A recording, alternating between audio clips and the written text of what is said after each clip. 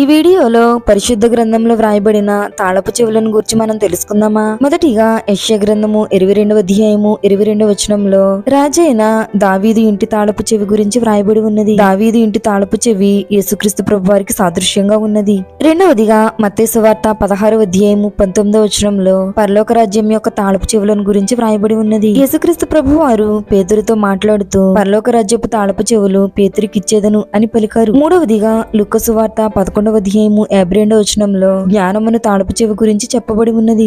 యేసుక్రీస్తు ప్రభు వారు ధర్మశాస్త్రోపదేశకులతో మాట్లాడుతూ మీరు జ్ఞానమును తాళపు చెవిని ఎత్తుకొని పోయిరని, నిత్య జీవములోనికి వారు ప్రవేశించు వారిని అడ్డగిస్తారని చెప్పారు. నాలుగవదిగా ప్రకటన గ్రంథము 1వ అధ్యాయము 18వ వచనంలో మరణము పాతాళ లోకముల తాళపు చెవుల గురించి వ్రాయబడి ఉన్నది. ఐదవదిగా ప్రకటన గ్రంథము 9వ అధ్యాయము 1వ వచనంలో అగాధం యొక్క తాళపు చెవి గురించి వ్రాయబడి ఉన్నది. ఇంకా బైబిల్ గ్రంథంలో తాళపు చెవులను గురించి ఎక్కడెక్కడ ప్రస్తావించబడిందో మీకు తెలిస్తే వెంటనే నాతో కామెంట్ సెక్షన్ లో షేర్ చేసుకోండి. Praise the lord.